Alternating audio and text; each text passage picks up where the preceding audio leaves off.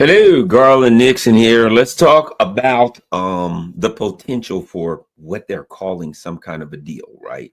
That they're talking about writing up this document. Let's get to the foundational issue here, right? That isn't really being discussed much. We're talking about what's in the document, right? Who wrote the document? We're talking about whether the document will be changed, right? So this document comes up, and the Trump administration looks at it, and basically the discussion is whether or not it will work for the Russians, whether or not it will work for the Ukrainians, and then JD Vance starts talking about, well, okay, it was written by both. The implication is that the Russians had enough input that they'll probably find it acceptable. And through action, the implication is the Russians have already accepted it. It's a fait accompli, fait complete. It is done. It is finished. The Russians are good. The Russians are going to accept that. That's not a problem. The only thing we've got to do is get the Ukrainians to accept it. That's the implication here that's being put out. Excuse me, falsely, I might add. Because what do the Russians say? The Russians say, well, we can use this as a foundation to start, right?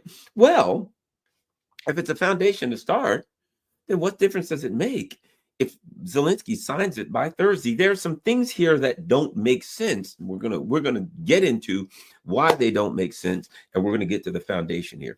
It doesn't make sense that the U.S. government put this thing forward and the Russians and the U.S. government didn't put it forward, that there wasn't a press conference, right? Like if this thing was as is, there should have been a press conference, a joint press conference, a joint press release. The Russians and the U.S. have come to an agreement, and boom, this is it. Okay.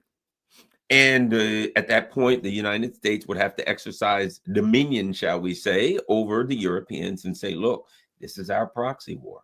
It's ours. It ain't yours. We've financed it. We did everything. It's ours. It ain't yours. It's over. We've come up with a deal. And of course, at that point, at the Russians, this was what would happen if things weren't as they really are. At that point, the Europeans could then say, we're not going to go along with it. We'll take this proxy war off your hands. It's like, well, we're involved because the Europeans' position is, hey, it's in Europe. It's not in on your side of the pond. It's in our side of the pond. So we get the final say. And the U.S. is saying, well, we're footing the bill. So, hey, we get the final say. So there's a discussion over who gets the final say. Okay. Excuse me, the U.S., the Trump administration, because keep in mind the Atlanticists in the Trump administration are still on the side of the Europeans, and that includes Congress. That particularly the Senate, but that includes Congress, right? That includes the machine here, the blob, the foreign policy machine. They are still on the side of the Atlanticists, right? Never, ever, ever accept the United States isn't the world hegemon. We can tell Russia, China, we can tell everybody what to do, even though it doesn't seem to be that way. We won't accept it. In the same way, from a small perspective, in a more specific perspective, they're saying we won't accept that we can't decide the outcome of the Ukraine conflict. They're also on a broad perspective saying that's the way we're still the hegemon. It's their way of saying we're still the hegemon. Even though we started this, things are going bad. We're as the hegemon, we decide the outcome for everything, and everybody has to listen, right? Boom, here we go. The Russians, they're on, forget it. Even though they don't know they're on, they're going to have to take it. There's an implication that they can force this on the Russians, which they can. But at any rate, but there's something far deeper here that we have to get to. So all of this discussion, let's get to it very shortly. All of this discussion is an argument that this is a contract, basically. We've got a contract, and the contract will be between whom? Right? It will be between the United States and Russia. That's it. You see, if the United States forces Zelensky, Ukraine, to take it, if they say we could care less what Europe wants, then it's a contract between the US and Russia, which would mean that Russia will abide by whatever they agree, and that the US would then be responsible to force the Ukrainians and the Europeans to go along with it, whether they like it or not, that they have the authority and the power to do that, and the unity to do that, which they have none of the above. Okay. So the only people that actually can make a decision and stand by the decision and that have a history and a record that says they would, the only party involved is the Russians. And might I add, there's only one party where there's unity between the leadership of the government, and the people. But there's only unity in reality because the people in Russia believe that the government represents their best interest. From a guy that just got back from Russia, this is my opinion, that the Russian people trust the government to represent their best interest. Which means that if the Russian government took an action that the Russian people were not happy about or in opposition to, that trust could be shattered, and the Russian government is not willing to A, take that chance, or B, take actions that don't represent the people because they understand the dynamics. And the only reason they have so much, trust from their people is because they haven't done that. They haven't taken action, they haven't taken actions that the Russian people would interpret as not in their best interest. So it's, I'll put it like this. It's not that the Russian government would say, well, we can't do this because it doesn't represent the interests of the people. It's that I believe, my opinion is, the Russian government sees the interests of the Russian government as through the same lens as the interests of the people, that there is that unity there, that the Russian government feels we are here to protect the long-term interest of Russia, the entity, and that the Russian people, the Russian culture, the Russian land, the Russian economy is that entity of Russia that they're protecting. Therefore, the Russian government and the Russian people are aligned because they all understand what Russia is. If you go to Russia and you start talking about Russia, the people and the government all understand what that thing is you're talking about when you mention Russia. So there's a natural alignment there that comes as a result of 1,000 years or more of a historical context, right? Now, on the other side, what do we have? We have a series of hidden agendas. Number one, the Trump administration is struggling because the people of the United States are highly suspicious. Dare I say, they don't even believe anymore that they have a government that in any way respects their interest or will do what they want them to do. And the Trump administration came in with a very loose coalition of support. One part of their coalition is very strong, but other parts of the coalition was very, very weak. And that coalition is starting to come apart already because they don't believe that Donald Trump, the Trump administration, like all other administrations, significant portions of that coalition do not believe that the Trump administration represents their best interests. And the Trump administration is struggling to make the point, while in reality, running a government that is an oligarchy. So you got a government that's an oligarchy that has to pretend that it's not an oligarchy. The people are on to them. It's a difficult position for the Trump administration, to be frank. And not that I'm on their side. I'm just saying it's difficult to convince the people that you're representing them when you're really representing the oligarchy, when you're representing the foreign policy blob, when there's friction, and which means there's instability and friction in the U.S. government, right? Now, meanwhile, Europe has gone fascist and totalitarian to the point where the people who are in power, many of them now, if you look in shake their family tree, a bunch of Nazis will fall out.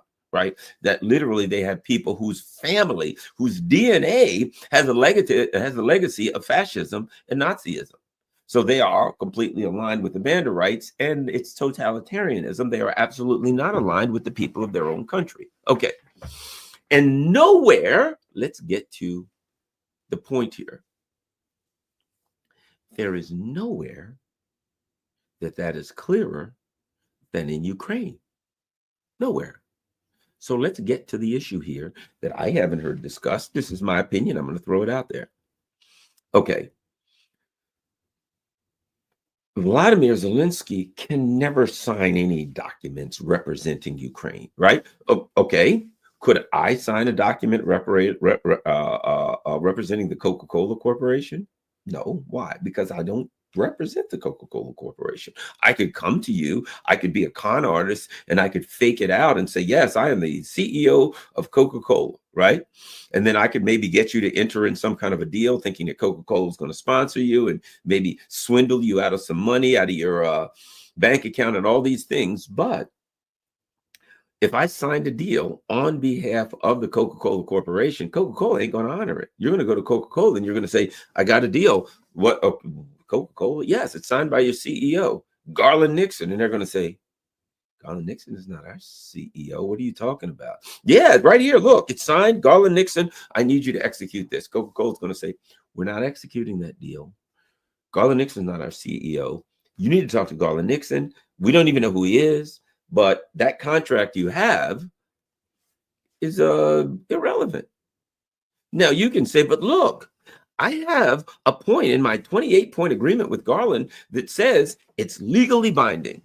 And Coca-Cola is going to say, well, that's great. I suggest you find a court to take it to. I suggest you find some legal entity that has venue. Do the best you can. But Garland doesn't work for us. Garland doesn't represent us. So we ain't doing this. Right?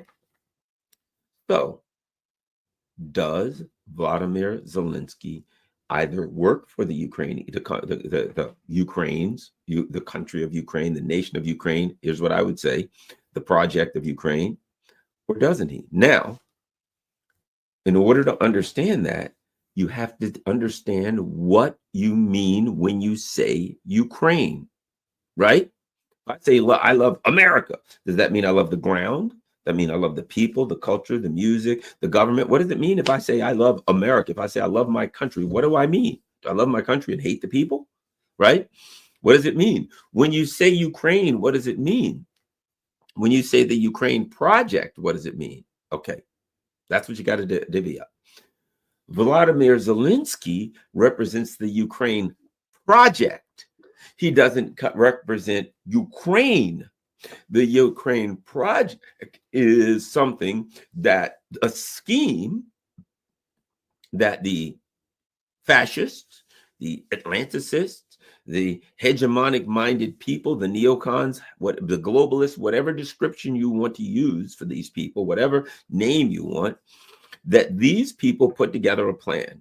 And the plan was to arm this country, to sharpen this country up like a knife, and to shove it in Russia's thorax, right? To use it, but actually, it was to sharpen Ukraine up like a knife, the country of Ukraine. So this project is to utilize the country of Ukraine, an expendable asset, right? To put it to Russia's throat, to threaten Russia, to use it to destabilize Russia so Russia falls to pieces. The Ukraine project was to utilize Ukraine as a tool. It was an administrative, political, and military project that had nothing to do with the actual country of Ukraine. Okay? Now, Vladimir Zelensky represents the Ukraine project. And who is behind the Ukraine project? I think it becomes clear now. And that is the British Crown. And of course, the elements of the British Crown, the people who are aligned with the British Crown, the empire people, imperialists, whatever you want to call them, globalists, whatever your ideology works for the name, but the British Crown and the people that are aligned with that thing, right, who wants to take out Russia and then get all of their natural resources and then take out China, the people that have this mad and insane idea of ruling the world. Okay, those are the people who came up with this project, this scheme to utilize Ukraine as the political and military tool against Russia. That's what Vladimir Zelensky is the president of. And that's the only thing that he could sign a document representing the project. Now, what does that mean? That means that he doesn't represent the actual land, people, government of Ukraine, right? The government of Ukraine is part of the Ukraine project. So, okay, one could argue that. Here's my point. If I sign a contract, the issue is, okay, I say in consideration of this, I'll execute the contract this way, right? Consideration, but let's say that's the payment. In consideration for $500,000, I agree to do this, right? Then so in this instance, the consideration would be in this contract would be the things that the Russians are supposed to do, right? In consideration for the Russians agreeing to do this, and this, these points, I agree to the things that require me to do, the things that I have to adhere to, because the contract clearly says different people will do different things. The Europeans will do this, the Americans will do this, the Russians will do that, the Ukrainians will do that, right? So I say, in return for the Russians agreeing to do consideration for them doing all these things, I'll do these things, the US will do these things, everybody agrees. Okay. Let's say the contract is signed and the Russians say, we'll do what we agreed to. And the Americans say, we'll do what we agreed to. Why? The Russians say, we'll do it because the government can guarantee that we've got unity, we'll do it. The Trump team can say they'll do it, but nobody trusts that they'll do it. But let's just, for the sake of this intellectual exercise, let's say at least Donald Trump's in charge of the country, and the Trump administration says for the next 3 years, that's all we can guarantee you, we'll do our part, right? Okay. Even the Europeans, let's say for the sake of argument here, the Europeans say, us too, me too, we'll agree to everything. And Zelensky says, I agree, and he signs it. Here's the problem. Can he execute his part of the bargain? If he says, as an agreement, there'll be no Nazi ideology, does anyone believe that he can execute that?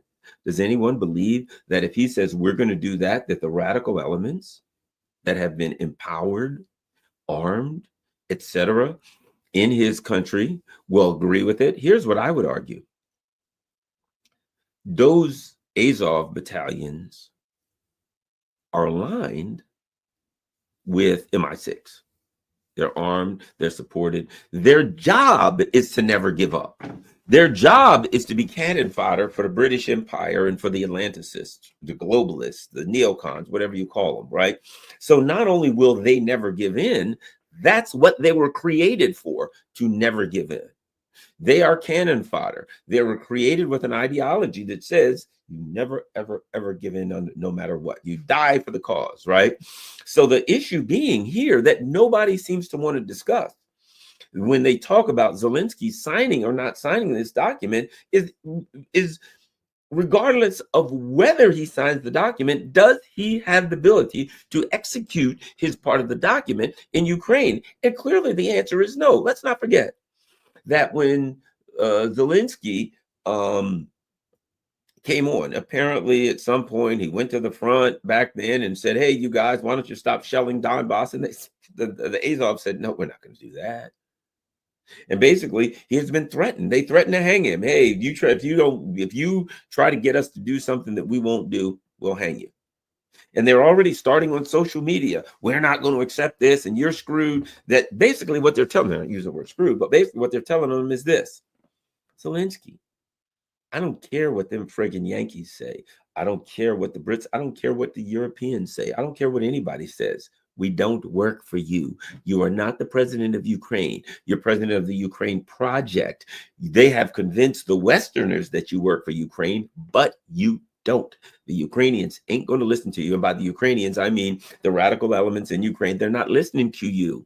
We're not listening to you. We're going to do what we want, sign whatever document you want, but we ain't listening. Here's the problem.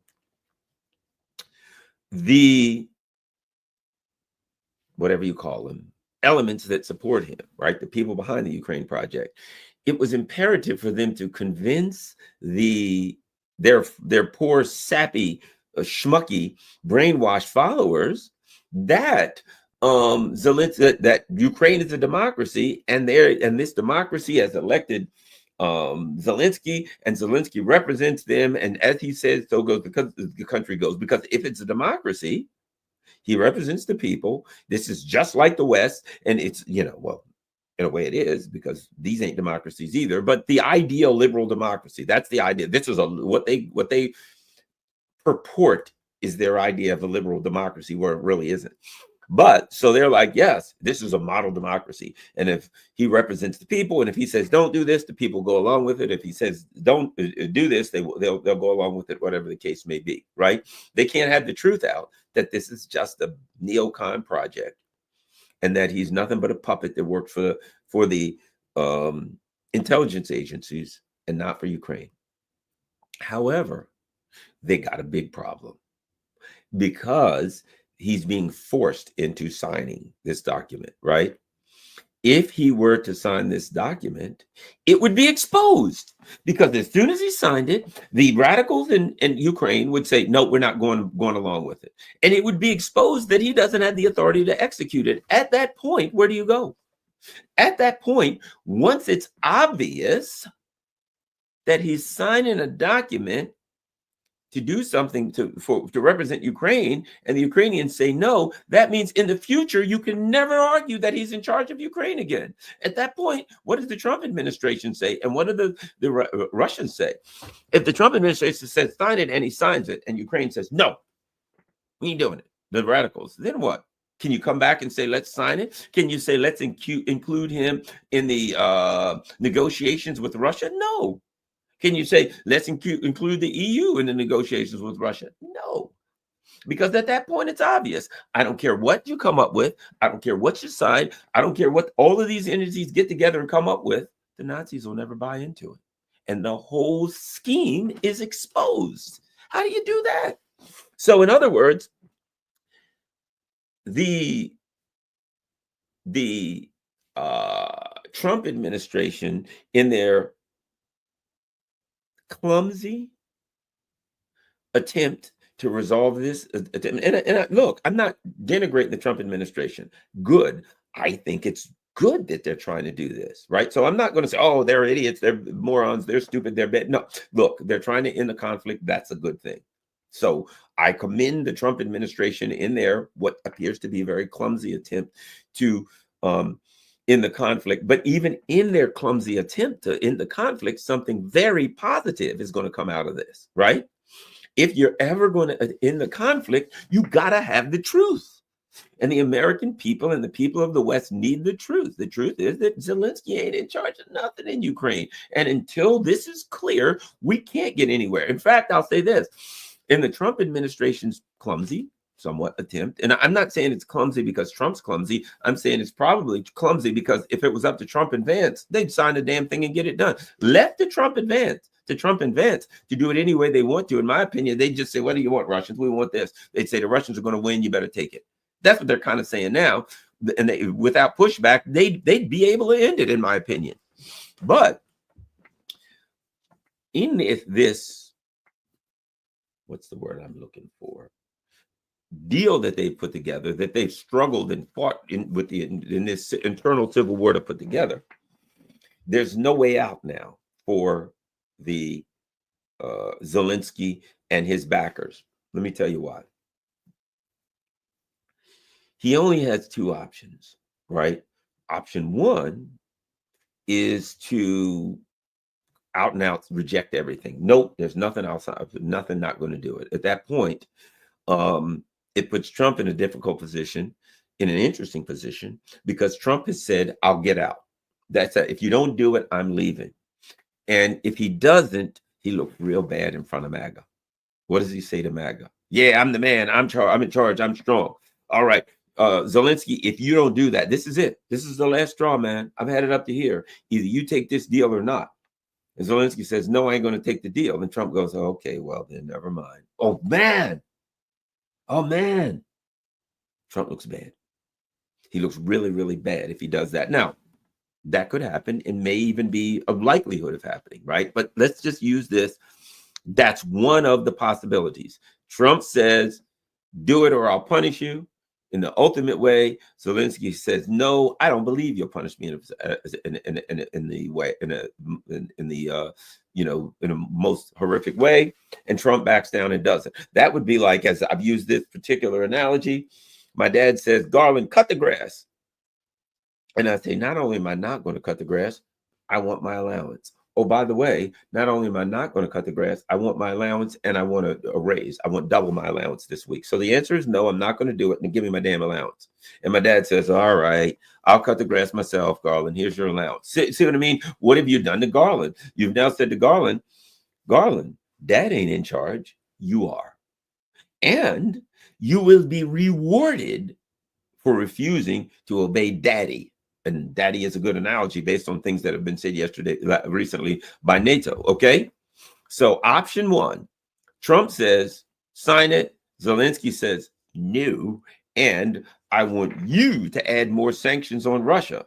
And Trump said, okay, I'll add more sanctions. Oh, by the way, you're not going to stop giving us weapons. You're not going to stop giving us money. And you're not going to stop giving us intel. And Trump says, okay, all my threats were false.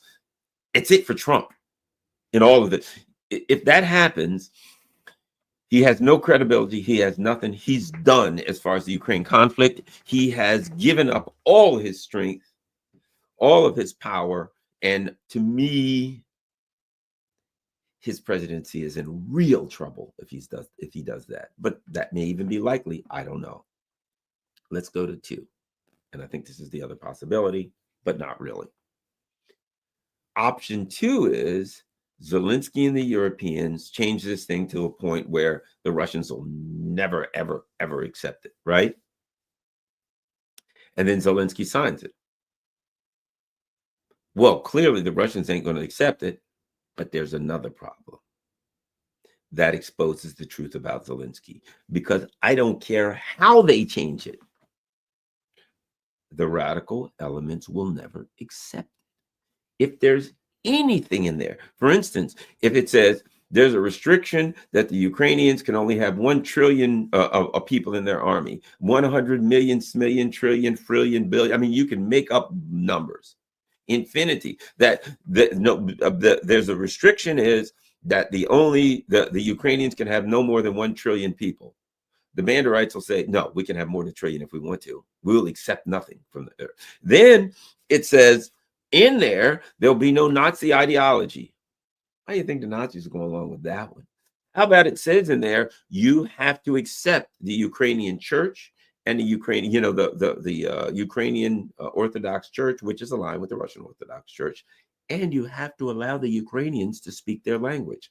And you have to allow the same human rights, whatever the heck it is, thing on minorities and discrimination as Europe. The answer is no.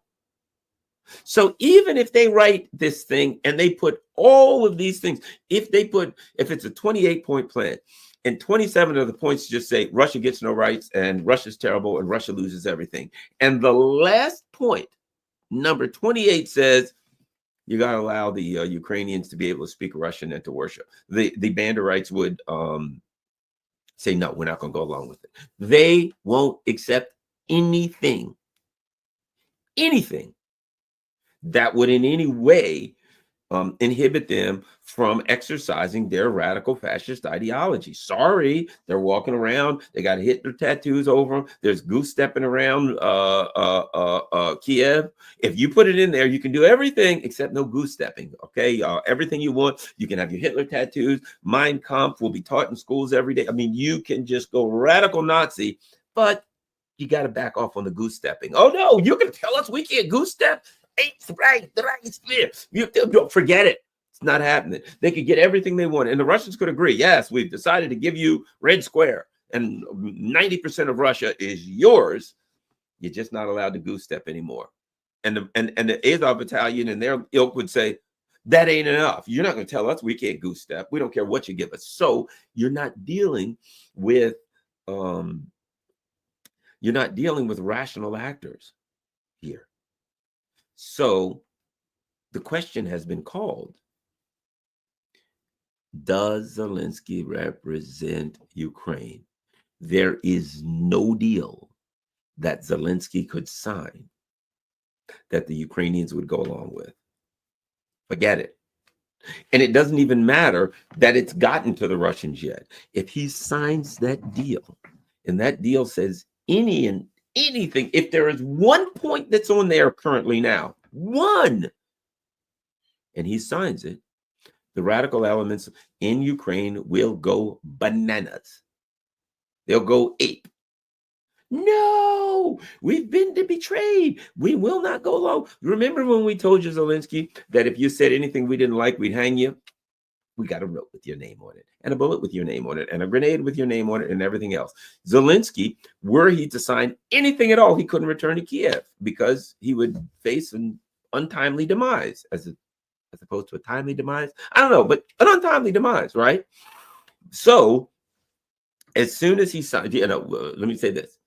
The fact that Trump put a document forward and said you have to sign or not sign, the fact that he put a document forward that says you finally have to negotiate, you finally have to look at this, and you finally, you have to put some things in here that the Russians would accept. They could have said to a bottom line, they've been getting things from the Europeans, and why are they always over the top? Because the Europeans know the truth. They're over the top because the Europeans know that if they put anything that the Russians are ready to consider, there's the potential for some kind of a rational document to come out that will be difficult to justify rejecting. And at that point, Zelensky may have to sign it, at which point it's over for him. He has to leave Kiev and never come back. And then the radicals in Ukraine say, that's it. You have betrayed us. The Americans have betrayed us. The Europeans have betrayed us. We're on our own. We'll fight by ourselves with our knives in our teeth. We'll put knives in our teeth. We don't care if we don't have weapons. We don't care if we don't have anything. We'll fight on. They're not rational. And at some point, I think that's where you got to get to. I think at some point, you got to get to the point where you say to the Azovs and the rest of them, the right sector and the rest of them, okay, let's do this. But they can't. They can't because of the commitment that the Europeans were made, because then they got to face their people. They've said to their people, we've got to support Ukraine no matter what. They can't walk away. And they've said the Russians are the evil people, and the Russians are irrational, and the Russians are madmen, and they're crazy people, and Putin's a lunatic, and he'll never keep his word. And the Russians say, we'll sign a deal. And the Ukrainians say, we won't. They can't have that. So we're coming to a position. I think Trump has given till Thursday, which is Thanksgiving holiday in the United States. I think that gets extended while they try to figure this out. They're like, well, Thanksgiving. I didn't say which Thanksgiving. Perhaps next Thanksgiving of 2026, 27, 28, 30, perhaps. I didn't say which Thanksgiving. I just said Thanksgiving. So I think Trump is forced to drag this thing out, number one, longer. The Russians continue to do what really war is about on the battlefield. And the Europeans continue to figure ways to make sure that Zelensky is not exposed so he doesn't have to sign anything. That's the thing to remember.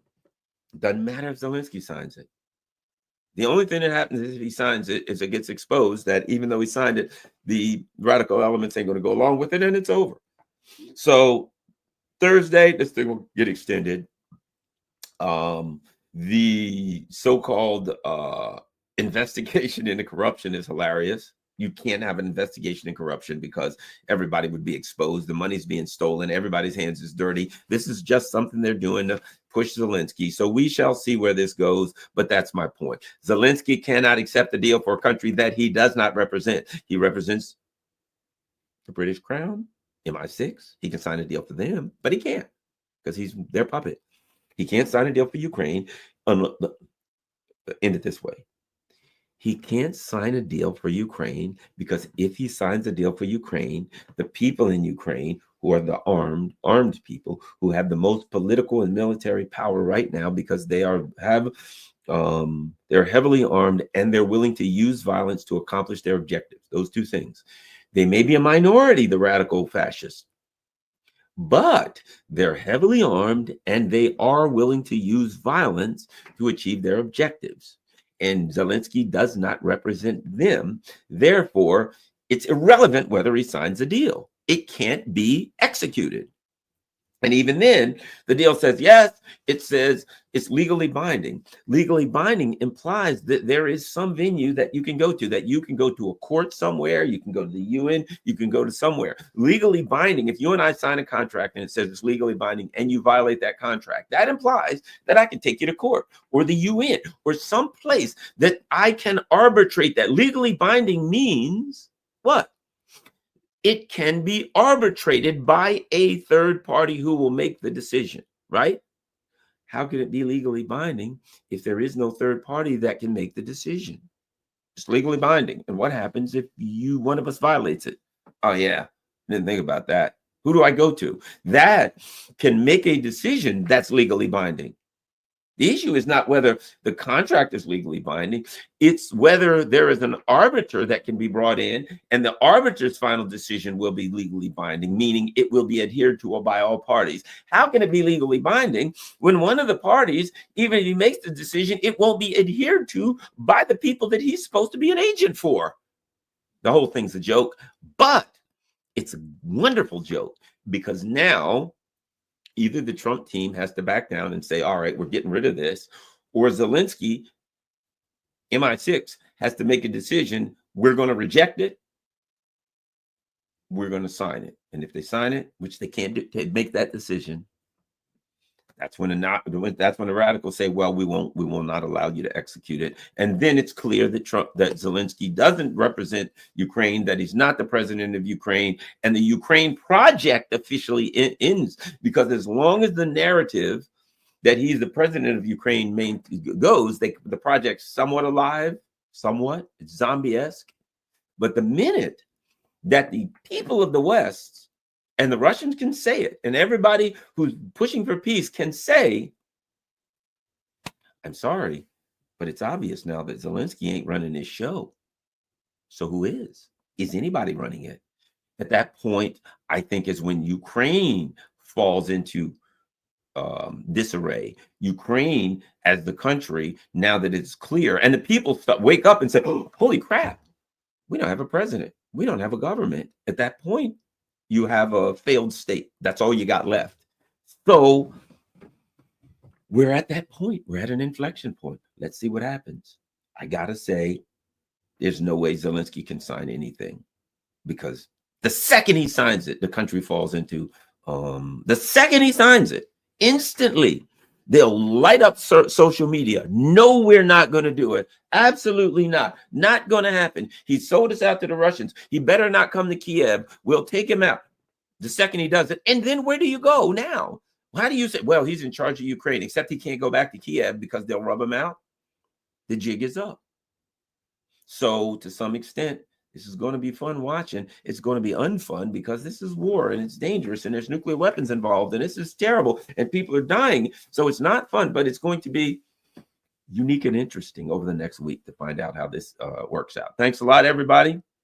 You see everything going across the bottom. There's my P.O. box. What do you know? You can, thanks to all my Patreon people, you can become a Patreon subscriber and help keep the show going. You can donate through PayPal. You can donate through Buy Me a Coffee. That's easy. You just buy Garland a coffee. How much? $5. How many? However many you want. And just like Patreon, you can do this become a monthly subscriber, or you can do it one time. Of course, there's my Cash App information. P.O. box.